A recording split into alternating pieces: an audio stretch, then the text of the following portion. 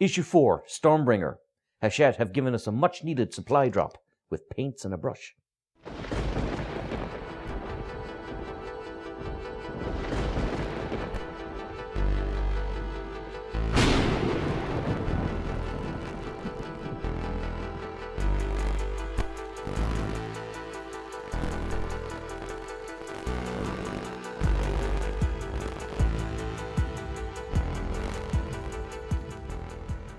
Now, issue 4 of Warhammer Stormbringer is your first paint issue. So it comes with a starter brush, which is fine for a starter brush. It's an official Citadel starter brush. I find them handy enough for base coating.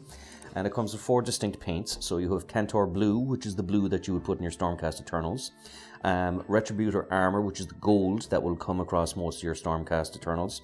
Lead Belcher, which is an excellent paint, a very useful one because it kind of gives a nice metallic look, so it'll be very handy for swords and things like that. And you have the Oruk Flesh, which was the flesh color I put on my gut rippers in our previous, previous videos. So the issue itself is going to focus predominantly on painting. So of course, the very first thing you come across is Skyheld, which is it's just basically, it's a place hidden deep in the mountains that's like a fountain of knowledge. And it has its enemies. So you have, of course, the Iron Thanes, which would be the guys who would defend Sky Shield. But the fellows who want to destroy it are called the Gloomspite Gits of the Hollow Skulls. And it's quite amusing because they consider idiocy to be a virtue. So having a place that's a fountain of knowledge goes against their beliefs. So they're trying their absolute utmost to destroy it. And of course you have basically it's Skyhild's survival is dependent on what's called the Dawnbringer Crusades, and that the city must stand because it's the fountain of knowledge for the world. It gives you a very gentle introduction into painting. So basically tells you what you need, the water pots, paint palettes.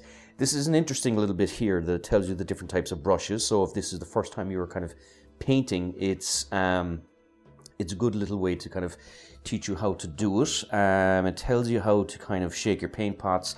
All things that you would kind of consider basic, but of course you have to remember if this is your first time doing this, as this magazine is designed for, not all these things are quite obvious. So it's quite clever in the sense that it gets you to do 3 distinct coats, because I remember when I was young I used to try and slap on one coat and plenty of gobs of paint and I would always ruin it.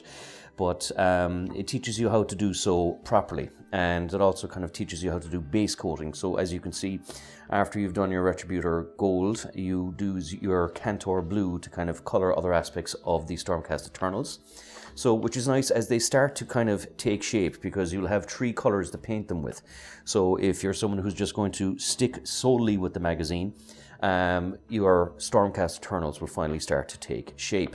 It also shows you how to kind of paint the Cruel Boys. So of course, again, you have 2 base colors. You have the Oruk Flesh and the Lead Belcher. So again, your Cruel Boys will start to take shape.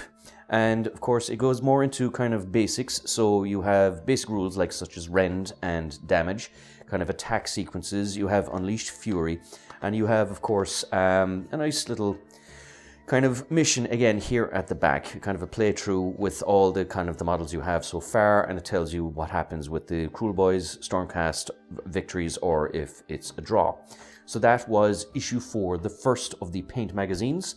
And issue 5, of course, comes with a Praetor Prime. So join us next time when we have the Praetor Prime Mini painted, and I'll review it, how it built, how I found painting it, and what the magazine itself is.